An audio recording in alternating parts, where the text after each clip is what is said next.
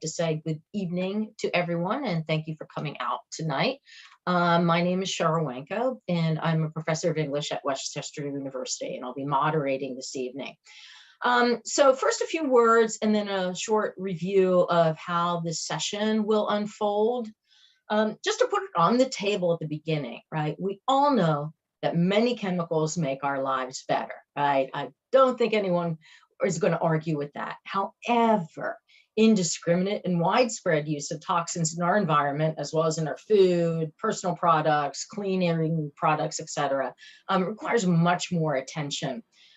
Toxins individually and in combination that have either not been adequately tested or have been proven deadly to humans and other members of our ecosystems result in harm that needs to be addressed by residents, companies, and our public leaders. We can't afford to use the earth and our bodies as petri dishes. So tonight, our panelists are going to be telling us about one category of these toxins, pesticides, and I'm hoping that they will help us understand some of our options for action. So we have with us Emma Horst-Martz of PennPIRG, Rubio of Women for a Healthy Environment, and Drew Toher of Beyond Pesticides. And I just wanted to thank you for attending and for taking time out of your busy schedules to speak with us. And thank you to the Westchester Green Team and to Westchester University's Office of Sustainability for making this event possible. So here's how the event will unfold tonight.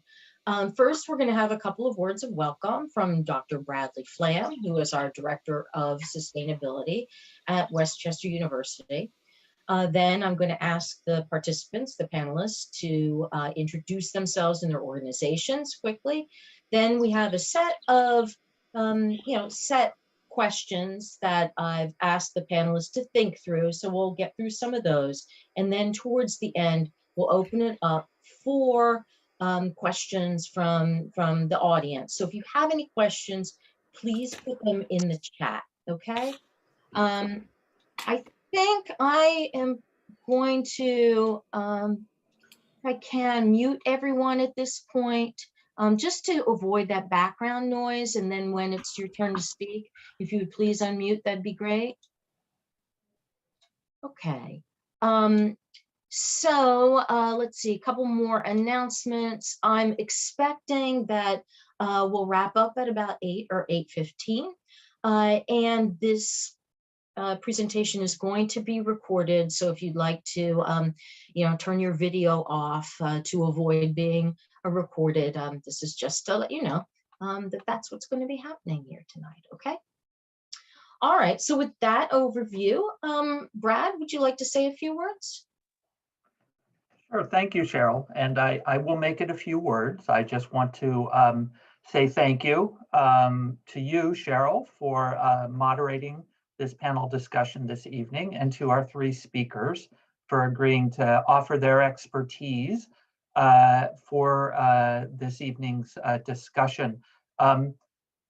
Depending upon how we calculate it, we are either finishing up 4 years of collaboration between the Office of Sustainability at Westchester University and the Westchester Green Team and the organizations that are part of the Green Team, or we're starting our 5th year already. Either way that you calculate it, we are grateful for this partnership with our neighbors in the borough and in the county.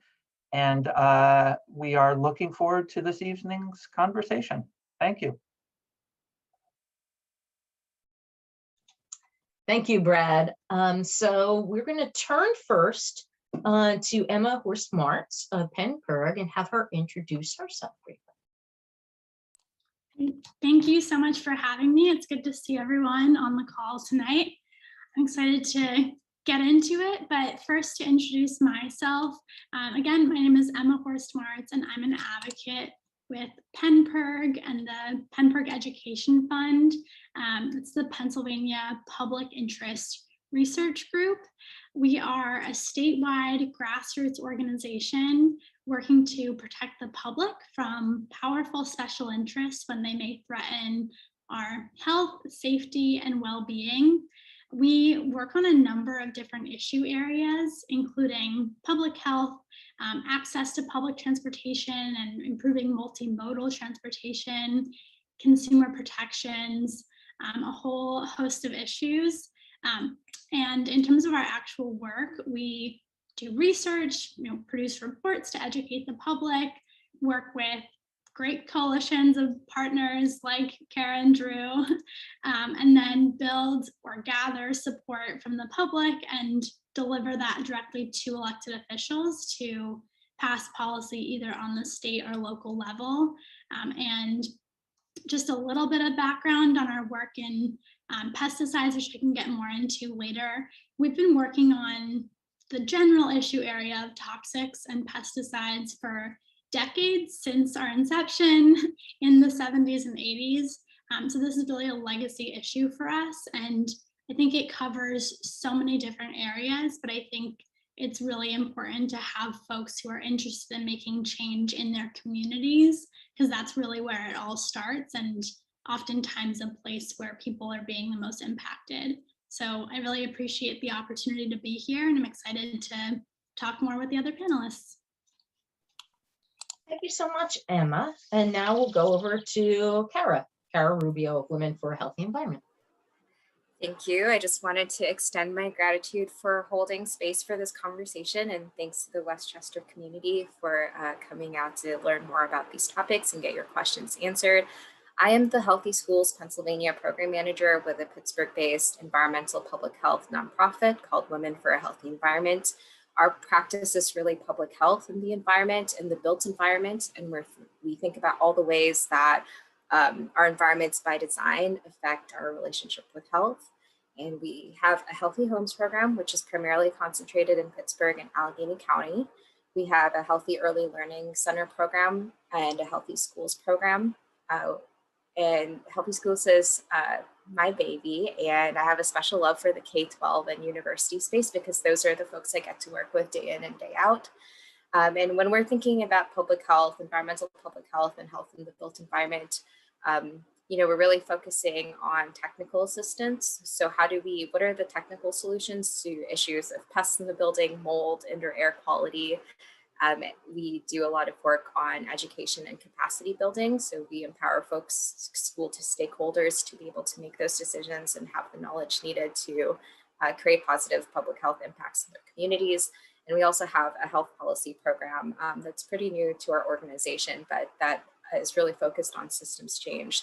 And all of those components are really important when we're talking about pesticides and other chemical exposures. And so I hope to bring a public health perspective to this conversation and talk about population health effects and how we can think through what the community impacts are, and not just actions on an individual scale, but how do we really move and shift power into systems change. Thanks a lot, Kara. Okay, and now we're going to move to Drew Toher. Great, yes. Hi all, thank you very much for having me. I am Drew Toher, the Community Resource and Policy Director at Beyond Pesticides. We are a national nonprofit dedicated to educating the public about the hazards of pesticides and encouraging and promoting alternatives to their use. A bit about me, I have a master's degree in environmental science and policy from George Mason University. Before my time at Beyond Pesticides, I worked at an organic heirloom tomato farm and a Mid-Atlantic region farm club where we work to connect local farmers with customers. At Beyond Pesticides, where I've been for the last 10 years, we take calls directly from the public, and we work with advocates, scientists, policymakers, and communities across the country to eliminate the use of toxic pesticides in favor of natural practices and least toxic products. Over my time at Beyond Pesticides, we've worked with dozens of communities to pass local laws prohibiting toxic pesticide use. Much of this is focused on lawn and landscapes, but we also work on mosquito management, school pesticide use, invasive species, farm worker protection, organic integrity, pollinator protection, a whole range of other issues relating to pesticides. And in general, awareness of pesticide hazards is increasing. Much of this is in part due to these high-profile lawsuits around the carcinogenic herbicide glyphosate, and there are growing concerns over the decline of pollinators and other insects due to systemic pesticide use. Many academics are calling this an insect apocalypse. Pesticide use is also an issue of environmental justice. Reports show that parks and playing fields in Black and brown communities are more likely to be sprayed with toxic pesticides, and landscape staff and farm workers are more likely to be from BIPOC communities. We're very pleased that the city of Philadelphia recently tackled and addressed this issue of toxic pesticide use in public spaces by passing a strong ban on certain lawn care pesticides. And I'm really just excited for a robust discussion tonight, and hopefully that'll encourage some of you folks in the audience to work towards a similar policy in your community. And just really quickly, I'd just like to lay a quick foundation here because we often get comments or questions about this. What is a pesticide? Well, a pesticide is an umbrella term that includes herbicides, fungicides, rodenticides, all the biocides intended to mitigate, repel, or kill a pest or weed. So if you hear folks using pesticide and herbicide interchangeably, it's usually okay. Every herbicide is also a pesticide, but not every pesticide is an herbicide. Hope that clears some things up, makes sense. Excited for the discussion. All right, great. Thank you for laying that groundwork. And it sounds like folks are coming from really interesting directions that will complement each other well over the course of this conversation. All right, so let's start out with some basic questions. And what, at this point, do you see as the most dangerous pesticides now in use, and why? So let's lay some more groundwork. Emma, could you start us off with that? Yeah, I'd be happy to. And I don't come at this as a scientific expert. I'm a political advocate. So I can say, at PIRG, both PennPIRG in Pennsylvania and across the country with our national partner, US PIRG, for many years now, we have chosen to focus our advocacy efforts in banning the use of glyphosate that Drew just mentioned, which is the main ingredient in Roundup, the very popular weed killer made by Monsanto.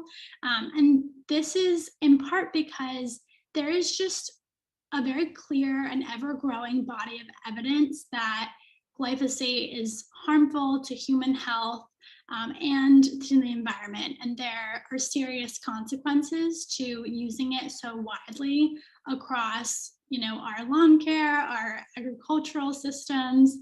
It's one of the most heavily used chemicals in our country.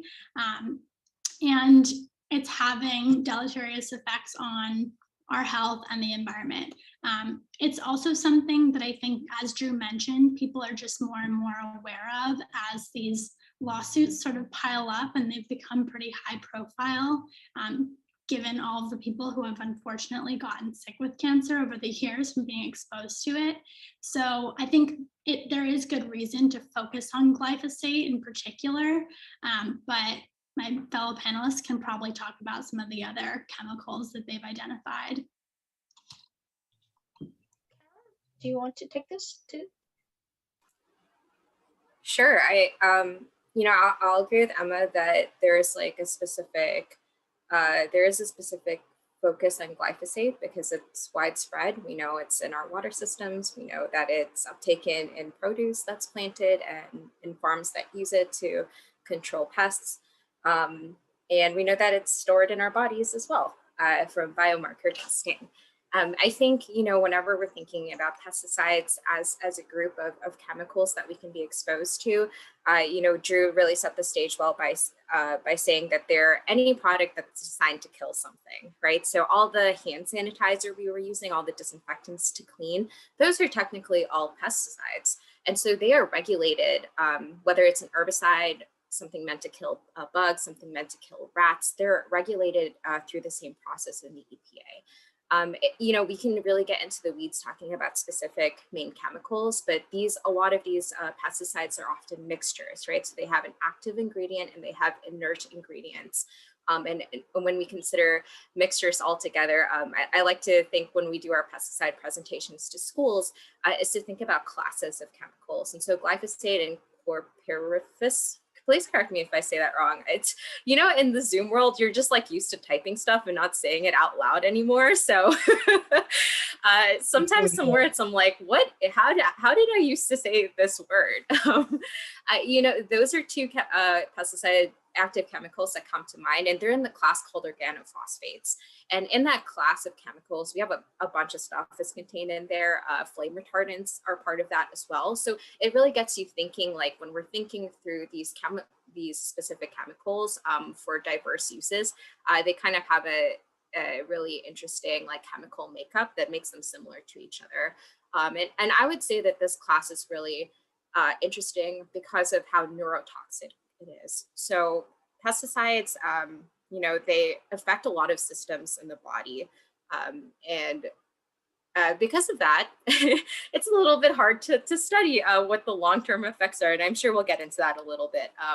But I would say from our organizational standpoint, we're really concerned about that class of chemicals, any pesticides that fall within there, glyphosate and chlorpyrifos. I think that's how you say it. You know, those are the two that are really jumping out to me that I wanted to mention by name here.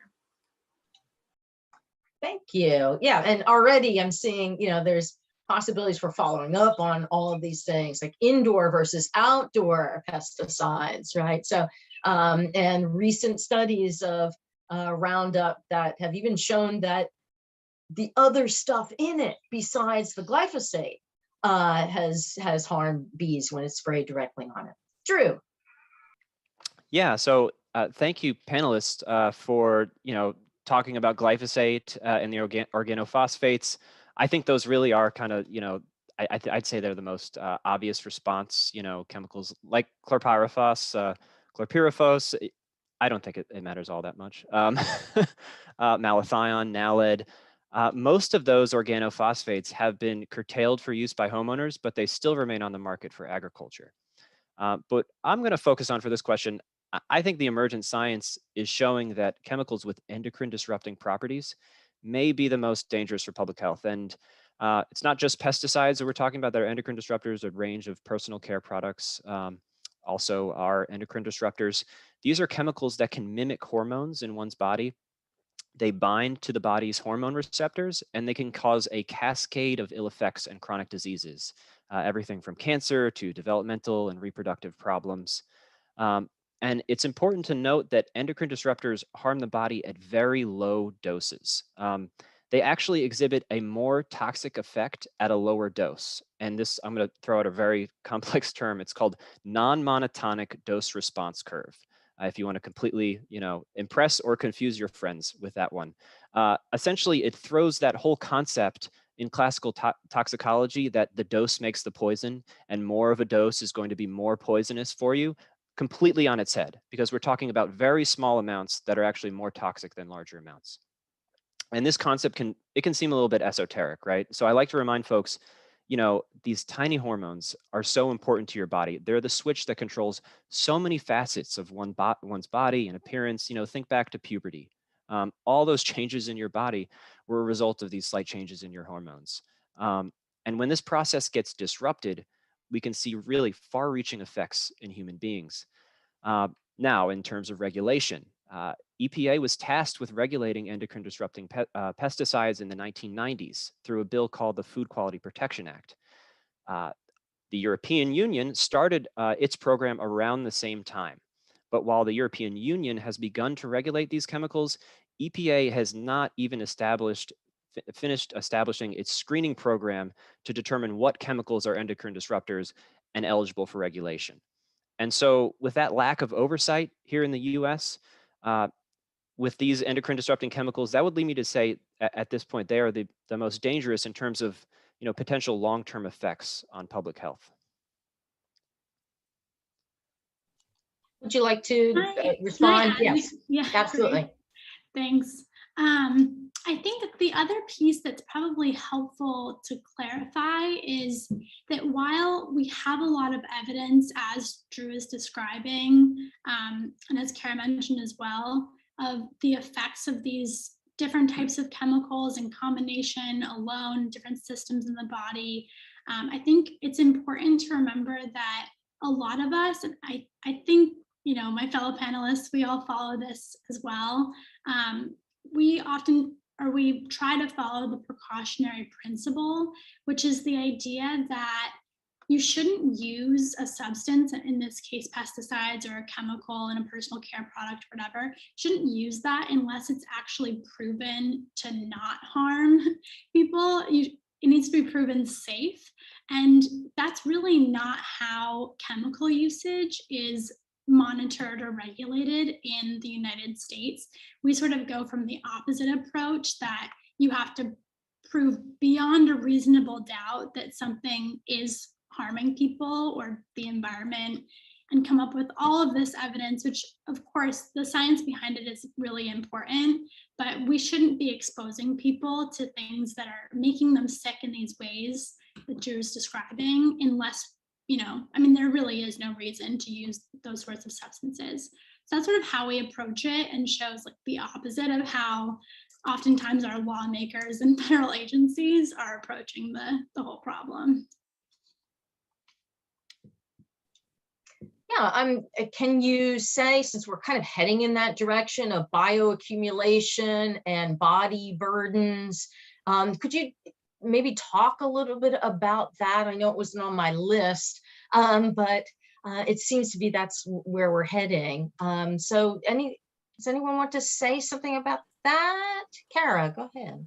Yeah, that's a great concept, right? When we're thinking about chemicals, because it's one thing if our body uptakes them or we are exposed to them in another way, but it's a totally different ball field when we're thinking about how the body stores those over time. And what's really interesting is there's this huge national study where we collect a lot of biomarkers, basically like urine, hair, blood samples, saliva samples from a bunch of folks, a really representative sample of those who live in our country, called the NHANES study. And pretty consistently what we find in every cohort are that the folks in our population who carry the most pesticides, the highest pesticide load, are children aged 6 to 11. And that is a really fascinating insight. For one reason, those are school age kids, right? Those are not the typical under 6 that we think about when we're thinking of other legacy exposures like lead poisoning, which is another issue in our state, or when we're thinking about these other early environmental concerns. And so there is a biological mechanism for the way that these pesticides are stored in the body. And I think it's really important when we think about exposure, not just how it enters the body. So for pesticides, we're thinking a lot of ingestion, eating through produce, but also dermal absorption. Some pesticides can pass through the skin barrier and go straight into the blood. We're also thinking about the time in your life when you're exposed, right? So if you think about what's happening in the bodies of children ages 6 to 11, that's like pre-puberty stage, right? But there's a lot of growth happening. And this is where the concepts that Drew was introducing about endocrine disrupting chemicals are really important. If a chemical looks like something that's naturally produced in your body, that is the biological mechanism for which, that can be one of the ways, right, for which the body stores it over time. And this would explain why we are seeing multi-system effects in children in particular, and some of the health outcomes that we're seeing that are linked to high pesticide exposure are really concerningly a lot of developmental disorders, right? So we're seeing changes not just in how brains are growing and bodies are growing, but in how children are behaving, the way they socialize with other people. So it's really specific parts of the brains that are being turned on and off, or that are not being allowed to develop in a healthy, natural way, because these chemicals are being stored and blocking that natural process. And when we think about how exposure is carried in a population, right? So pesticides are a widespread exposure as a huge class, right? All of us probably have a little bit of pesticides in our blood or somewhere in our body. However, who's getting really sick because of that exposure, right? So that gets to the question of disparities. And disparities are when we see a difference in health outcomes and downstream causes. And when we're looking at who's getting really sick, who's going undiagnosed, whose kids are not getting early intervention services when they're showing up with these developmental delays, they tend to be the same populations.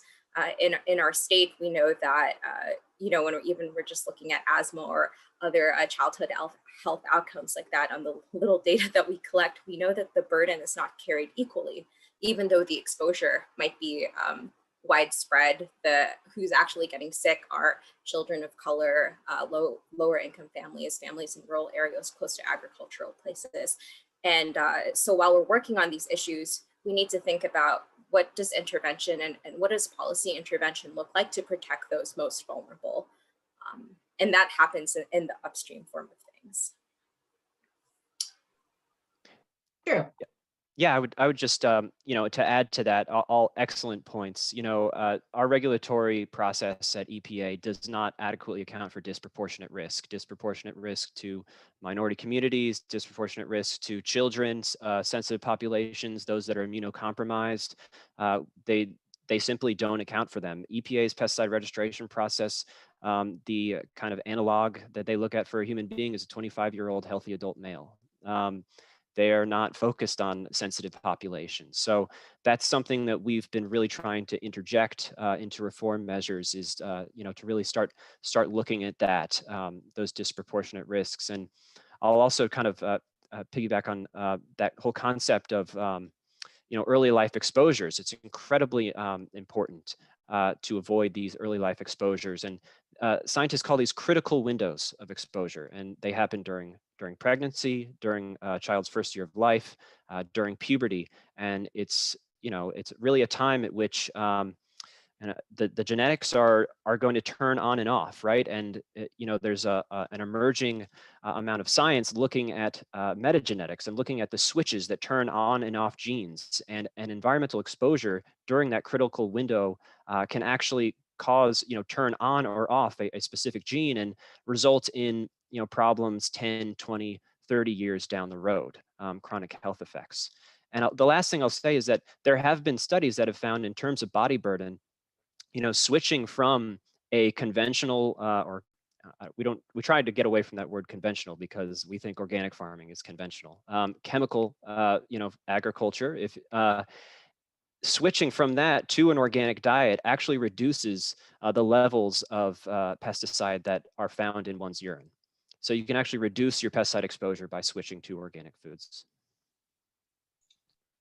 Okay, that gives me a good segue because I'd like to move us outside.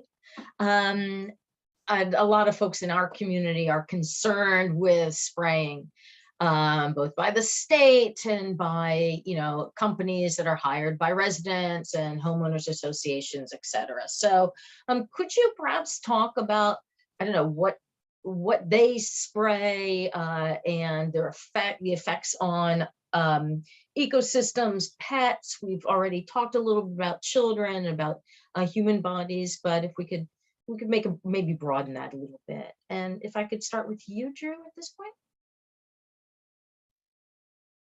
Sure, yeah. You know, most lawn care companies are going to use synthetic pesticides that are registered by the U.S. Environmental Protection Agency. Apart from the fact that these chemicals are not necessary to maintain healthy lawns and landscapes, there are significant problems. You know, what we like to talk about are the deficiencies with the EPA registration process. You know, I could focus in on a specific chemical for you, but I think it's more important to understand, you know, what's wrong with the process that allows these chemicals to come onto market. I think there, you know, Kara alluded to earlier, you know, you look at a pesticide label, you notice that it lists the active and inert ingredients in a pesticide product. Well, the active ingredient is considered toxicologically active against the target pest. This is the chemical that EPA performs its toxicity tests on. But if you look at that label, an inert ingredient also comprises a significant portion of that pesticide formulation, and it can be as high as 99%. But that inert ingredient is not required to be disclosed. It doesn't undergo the same toxicity tests, and moreover, it's not tested in combination with the active ingredient. And what we've seen from independent studies is that these other inert ingredients can make a pesticide product more or less toxic. And then in addition to mixtures and synergy, there are other complexities that are not addressed by the pesticide regulation process.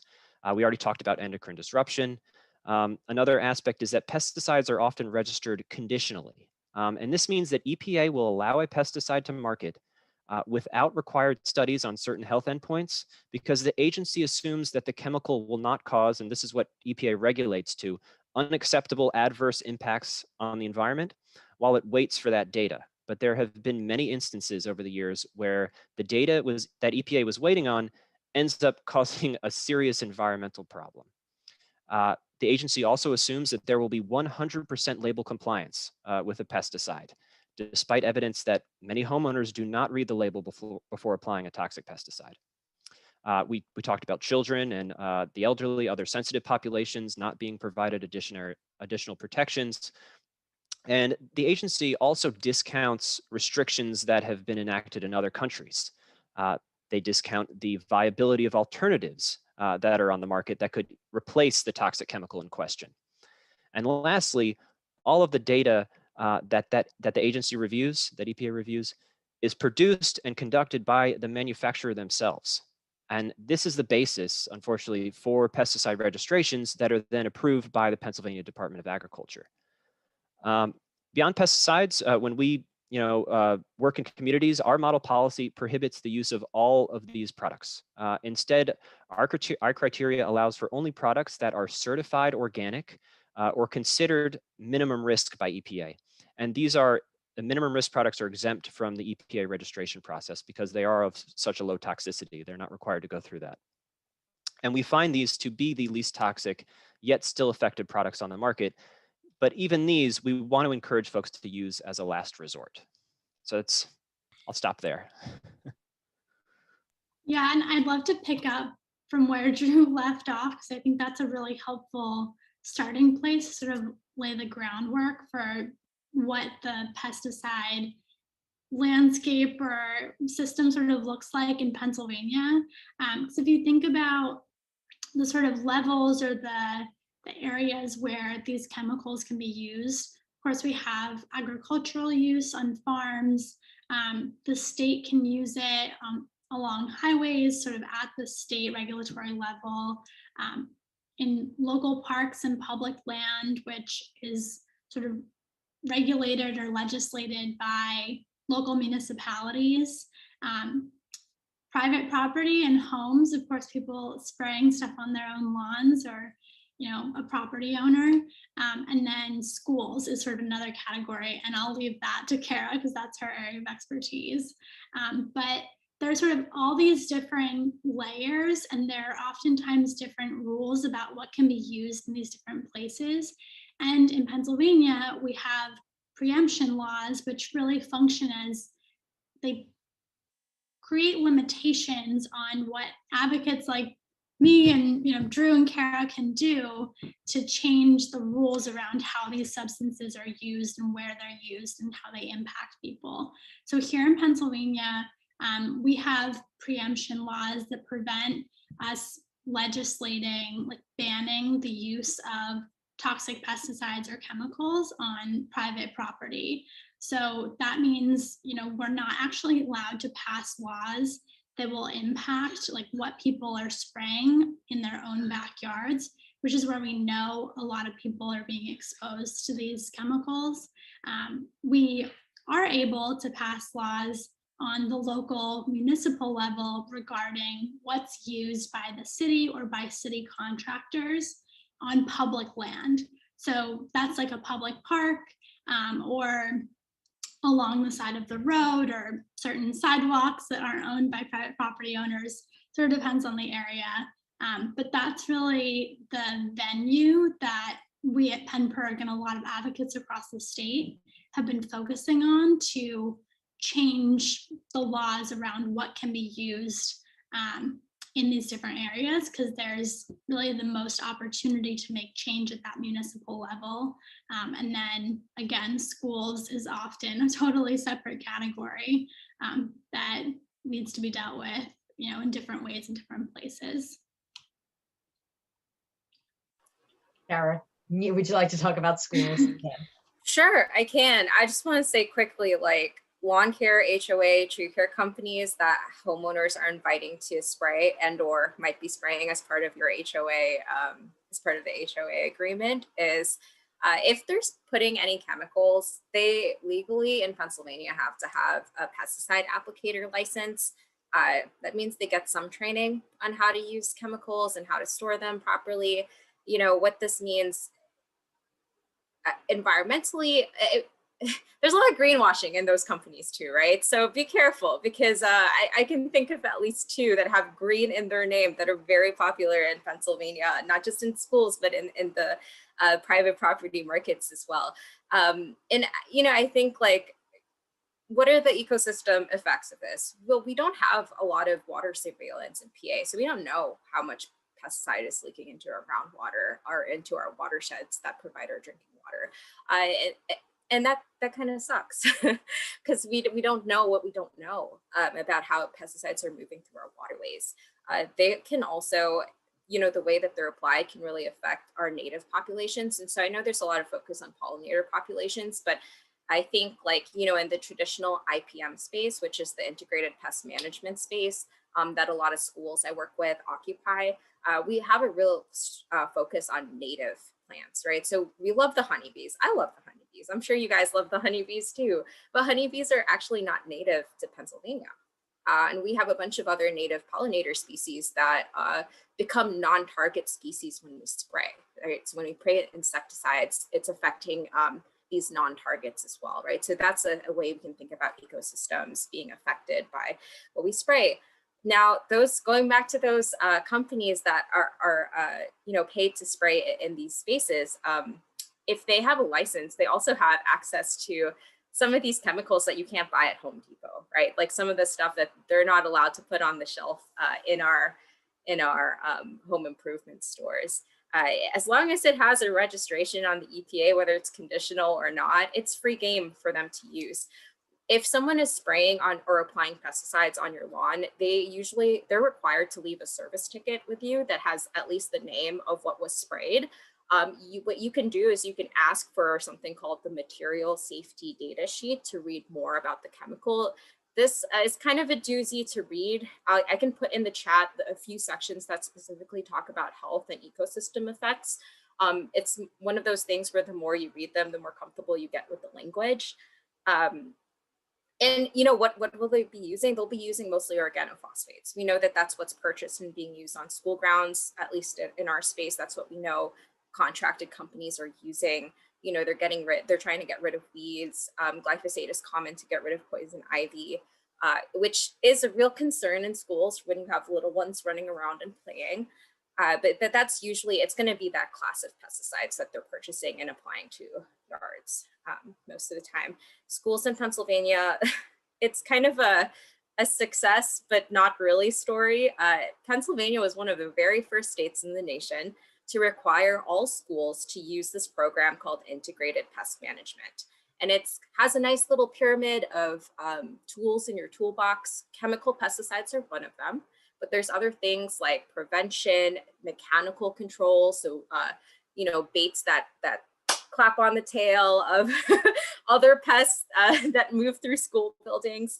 And while schools are required to have this policy, we know it's not enforced. When we did a statewide survey of public school districts in the state, 90% of them had an IPM policy that was passed by their school board. That's phenomenal. 70% of those with the policy contracted with a pesticide company in the past year. So even as students were not in the building, these pesticides companies were coming to spray. That's not IPM, so there's a problem with enforcement, right? So that's for a space that's regulated. That's for a space where IPM is required. I know going pesticide free can be difficult in some of these commercial spaces and in schools. So IPM is a great step to move from like using chemical pesticides to finding other ways that work for you in terms of your resource, time, and costs that you have, right? So if you are a homeowner, IPM could be a good step for you to think about where can I cut back the use of chemicals and what are some of the other mechanical preventive strategies I could try or design strategies I can try in its place, and just kind of try it and see what works. So I'm happy to put some information about that in the chat as well. Can I add something here, just because Thanks. those of you who are aware of the mosquito management program in Westchester should realize that the basic approach has been integrative.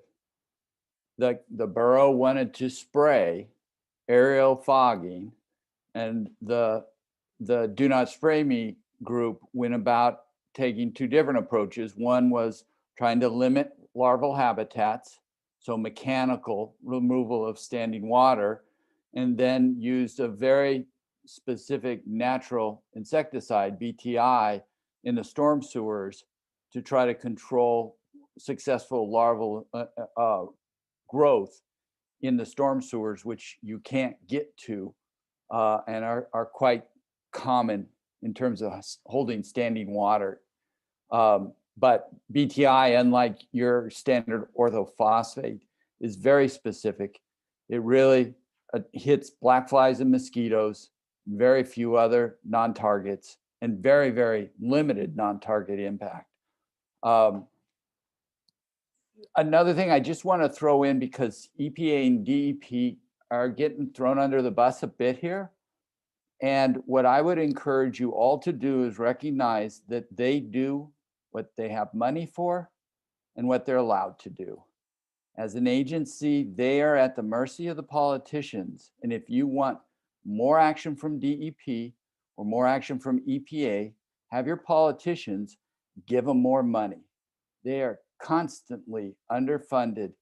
And as an example, to the idea of testing all of the products that end up in water themselves, they don't have a budget anywhere near that.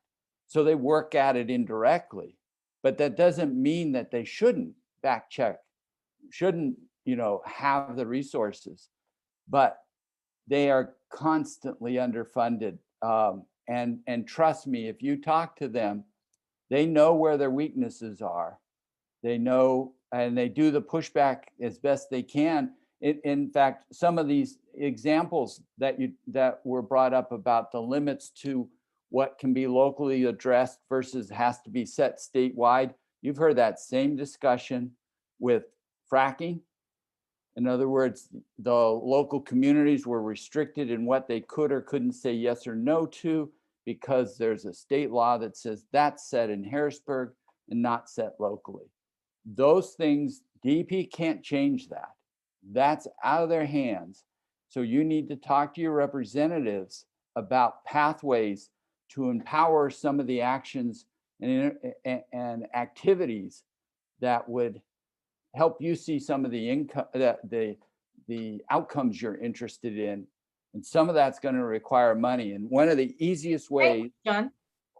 One of the easiest ways. I think John should introduce himself. Yes, I'd like to get us back to our panelists. John Jackson is our local expert from the Stroud Water Research Center. Yeah. And so he's been very active in these issues locally. And I think he's leading us then into our a section where we talk about, right, how do we take action? I mean, John, you're saying, put the pressure on our elected representatives, and they're requiring a lot of pressure on a lot of issues recently. So maybe our panelists could talk about success stories or how else we could get involved as communities, as active communities, in order to control some of this.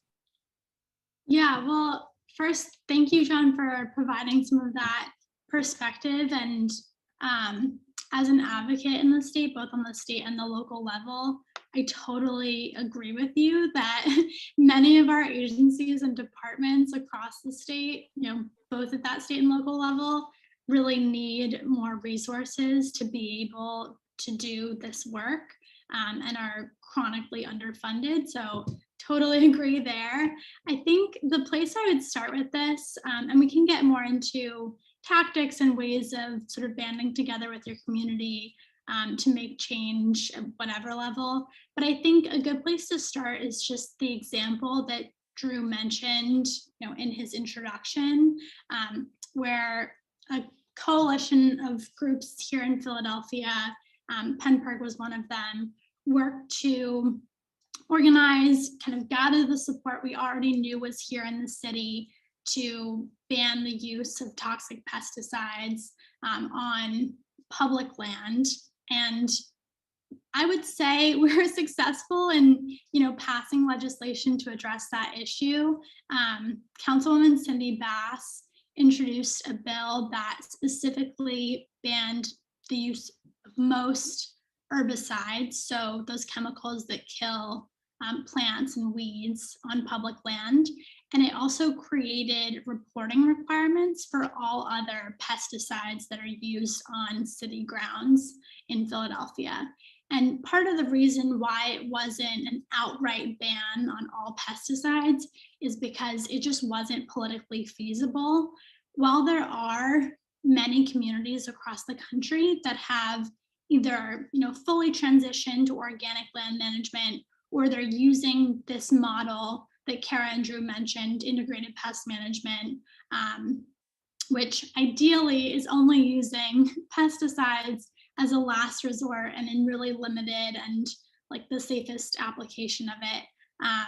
There are a lot of communities that have started to do this work, but it's still not the go-to way of thinking.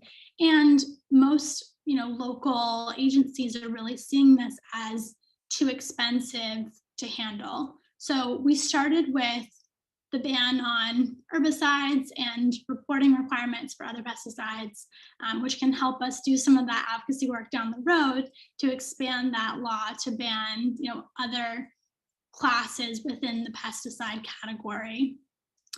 So that passed unanimously through City Council, and then it sort of sat around over the holidays this winter, and Mayor Kenney signed or vetoed all of the bills on his desk except this one. So it just sort of sat there.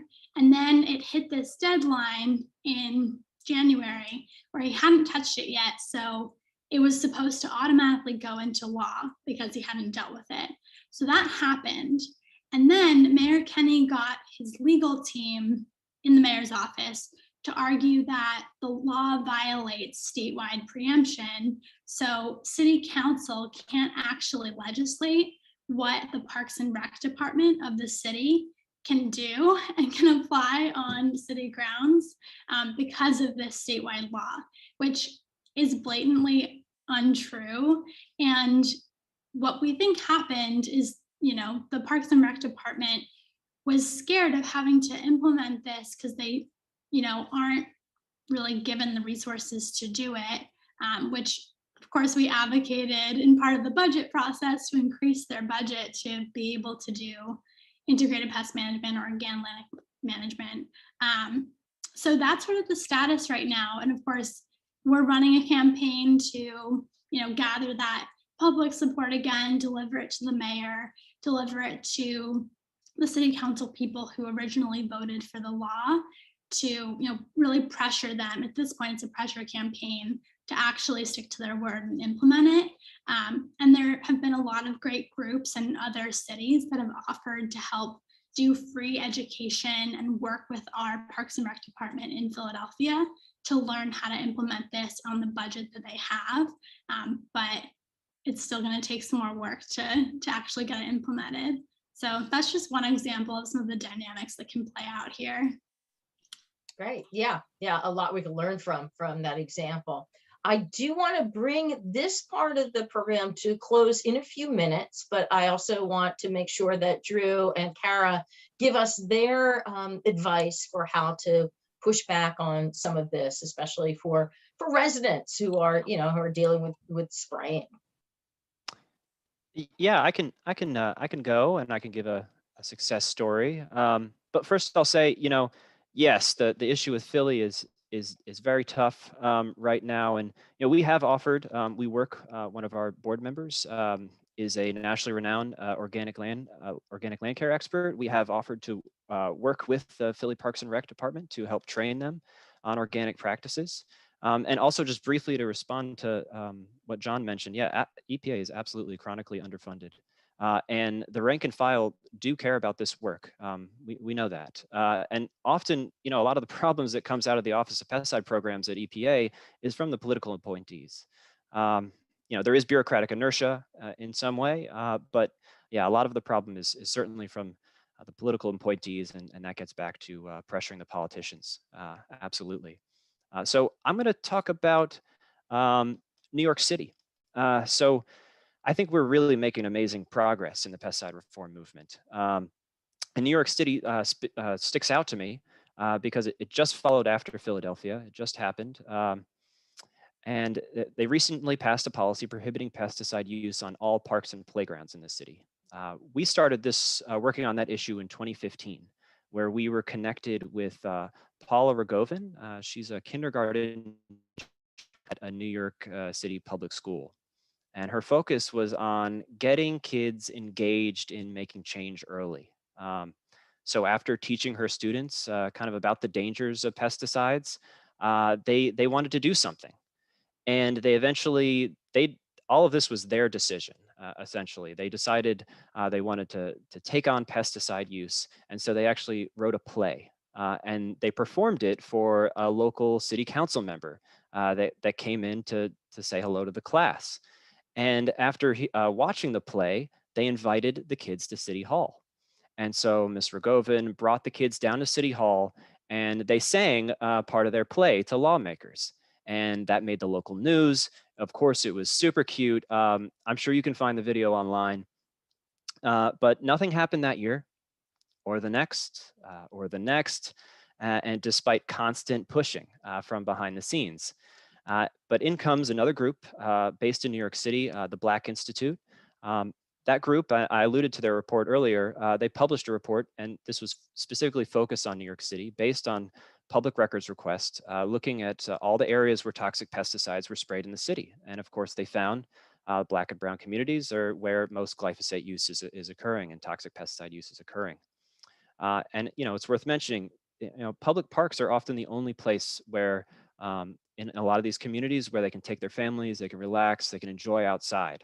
And the report found that disproportionately these are sprayed. And it's very likely the case in other US cities. And so, ultimately, those kids that sang to the city council, they never gave up their fight. They stuck with the work for years through elementary school and middle school, and between strong environmental justice work of the Black Institute, dogged efforts from Ms. Rogovin and her class, and Beyond Pesticides, other local policy advocates like Grassroots Environmental Education. They provided a lot of we provide technical scientific support and policy concepts early on. We were able to break through a 7-year delay to pass an ordinance on Earth Day this year. And strongly encourage you all, there's a New York Times article that highlights these young advocates. They interview and highlight them, and really an amazing victory at such a young age, and really encouraging about what they're going to be able to accomplish in the future. And nothing warms the heart of an English professor as much as knowing that drama has made an impact. So that's just wonderful, the power of art. But it takes, absolutely, it takes all of us, right? And from all fields in order to make impacts here. Absolutely. Kara, do you want to close us out with a couple of words, or? Yes. I just want to say, if you are part of an HOA, that if you can make a change there, it will matter. And it will matter because homeowners they actually apply more pesticides per pound per acre than any other group. And that's largely because we're not trained, right? We buy the product, we kind of read the label, and then we apply it. And that is, could be an opportunity for community education, but it's also the reality of it's a place where we can have a big impact, right? So what can you do at your HOA? You can ask your HOA to adopt IPM as a step towards banning certain types of pesticides, and so that when they contract out with a company, they're looking for someone who knows how to practice that, right? Who actually has the certification, who's committed to doing that, and not just greenwashing the chemicals that they're using. Another thing you can do is to push for an approved use of pesticides. So what are the really specific weeds that are popping up in your HOA that really need addressed, that are community concerns? Things like poison ivy, right? Things that are, have a real, that are really risky. And then what are some things that you can live with? Dandelions can be quite lovely sometimes. So, but that's a good conversation to have there, right? So what are the weeds that what are the pests we can live with, and what are the pests that we need to deal with, right? So that's a good space to act. I think, working in schools, I host IPM trainings every year. And I gotta say, they're some of the best workshops we have. And it's me with a bunch of custodial staff, janitors from your public school districts in Southwestern PA, you know, like the folks who will call me and say I have a raccoon problem.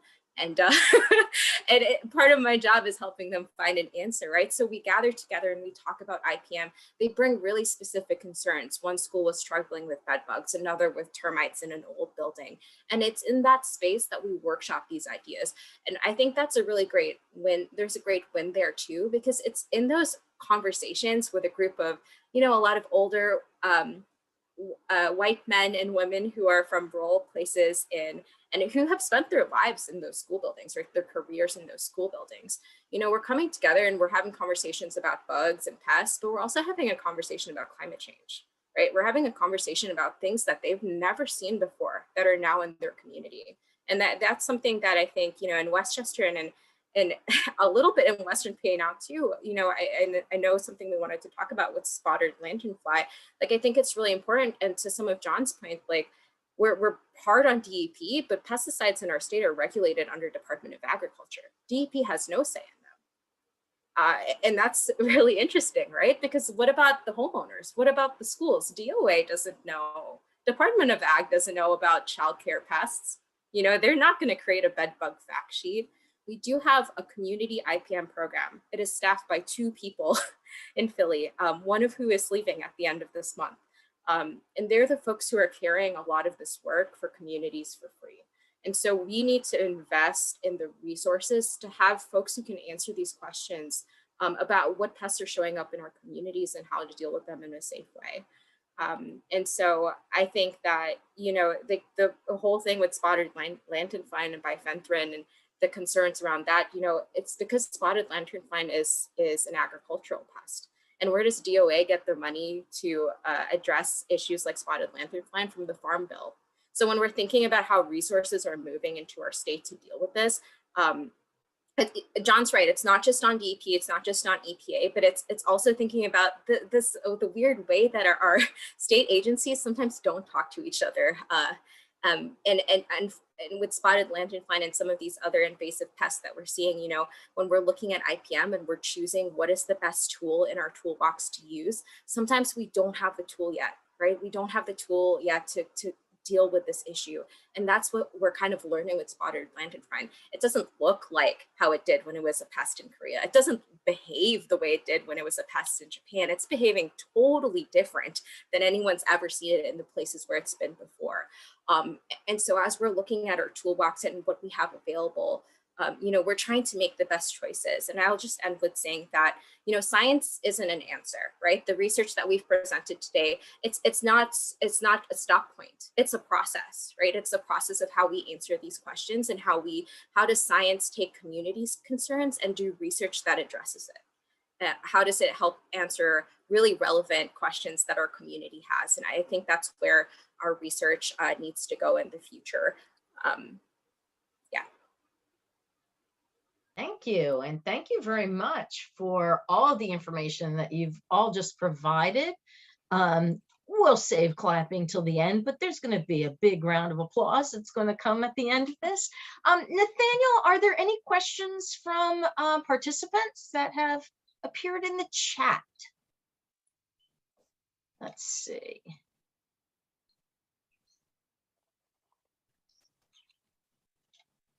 Oh, you are muted. If you are saying. I have a question. Okay, yeah, why don't we go ahead and then, Okay. yeah, Okay, I'm on the West Pikeland EAC. And this is a topic that we just brought up at our last meeting to begin addressing. So it seems overwhelming. You got the state, you have the township, and you have the residents. So Drew, what would you say is step number 1 to get started? This is in regards to lanternfly? No, this is in regard to pesticides. I'm sorry, maybe I'm jumping the gun. I thought this was overall questions for everything. Just how to ban pesticides. Sure, right. Absolutely. So we always encourage advocates to approach this issue in good faith. You got to assume that all stakeholders on this issue surrounding pesticide use, they want to be responsible, they want to be protective of human health and the environment. local officials, pesticide operators, chemical landscapers, not bad people. They're just like every person in this country. They're working hard to provide for their families and protect their community. So with local advocacy, our focus is definitely on education and not castigation. We want to discuss the negative impacts of pesticides, but put your efforts into telling these stories of folks in your community. Maybe they've been injured by pesticide use, or maybe they've got like a fun drama piece that they want to talk about with pesticides. After all, there's not going to be support for pesticide elimination policies unless you've got folks behind you, joining you in these efforts. You want to emphasize the positive impacts of pesticide reform. Talk about the ability to improve public health, clean air and water, healthier ecosystems for pollinators and other wildlife, and cost savings over the long term. And once you get together with a group of advocates, I always recommend that you give yourselves a name. Whatever best reflects your efforts, because it's going to show that you represent that group of like-minded residents.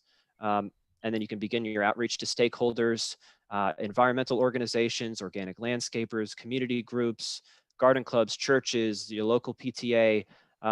Definitely connect with the great folks at Toxic Free Philly who did amazing work putting together an outstanding cadre of experts to present to the City Council.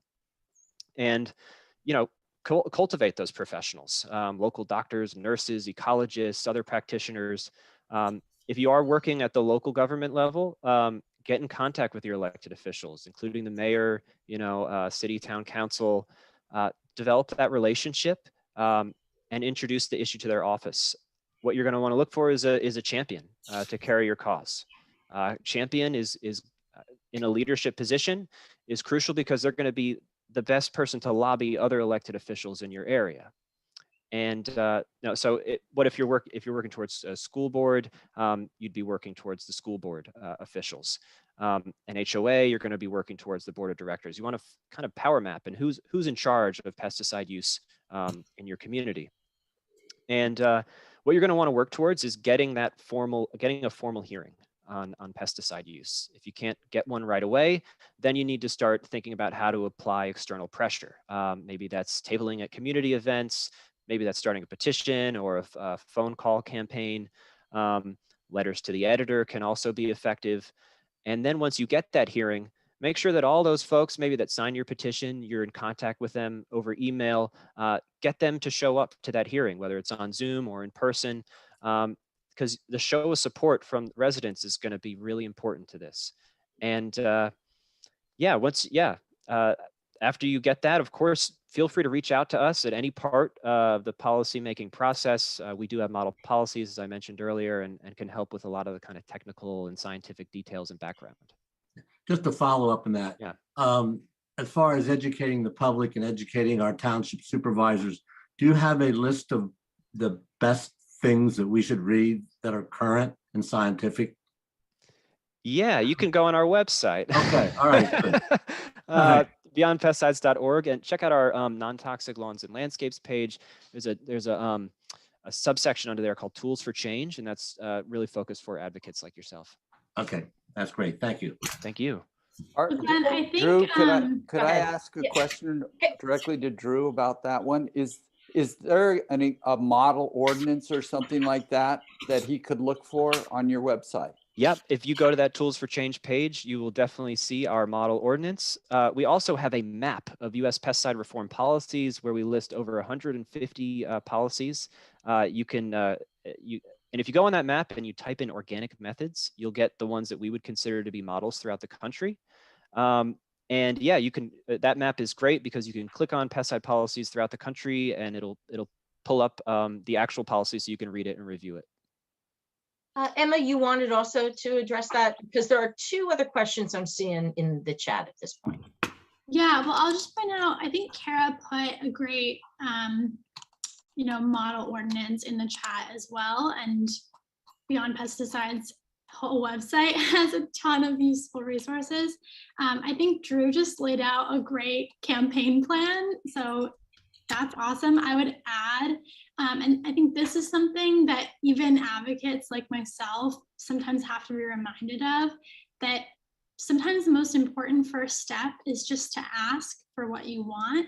And I would say with pesticides in particular, that legislative issue, a really great first step is figuring out, if you can, what is actually being used, like defining the scope of the problem and figuring out what it looks like in your community, which looks different in different places.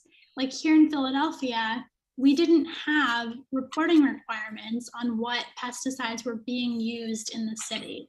So, we had to file a right to know request, and in one case it was completed and we, were able to get some information from it. In another case, the city didn't provide that information. So you might have to do a little bit of digging. That's a good place to start to figure out what it really looks like before you start.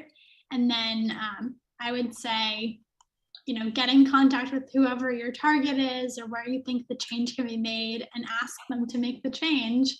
And then they probably won't right away. I would launch into a campaign plan that Drew just laid out. Okay, we're going to answer the 2 questions that are in the chat, and then we're going to call it a night. Now, Nathaniel, it looked like you have a question that you wanted to ask. Well, thank you, Cheryl. Yes, particularly, I think, for Kara, state law requires any spraying on public school grounds to be announced in advance so that staff, children, parents can take measures if they wish. That applies only to public schools. Does not apply to private schools, religious schools, charter schools, daycares. And of course, we know that in daycares, the kids are probably particularly susceptible. Is there any movement to try to amend the state law to include all kinds of schools in the advance warning that's required? Yes,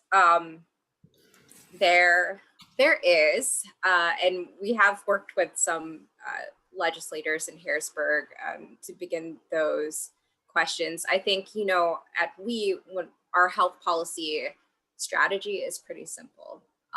It's about removing barriers and increasing benefits. So I think the piece that we are trying to figure out is what are the alternatives, right? What are the pests that we're seeing in that space, and how do we troubleshoot them?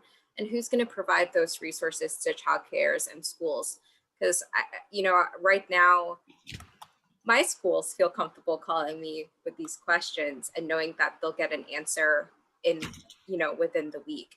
I can't say that there's someone else who provides that same type of service on the eastern or even central part of the state. It's not that there aren't people who can't answer those questions. I think the Penn State extensions, I even think 4-H programs can be a lot of places with shared knowledge.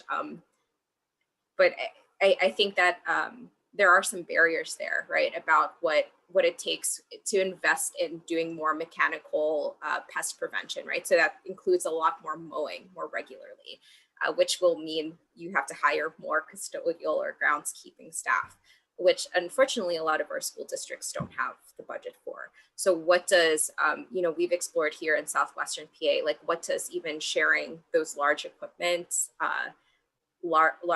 or even sharing staff for those types of programs, what does that look like? So if we took the pesticide contract money, how much landscaping services could we get in return, right? So we're doing a little bit of cost benefit analysis for our schools here based on the contracts we're able to see. But yes, we definitely should be pushing for private schools, charter schools, and childcare centers to adopt these practices.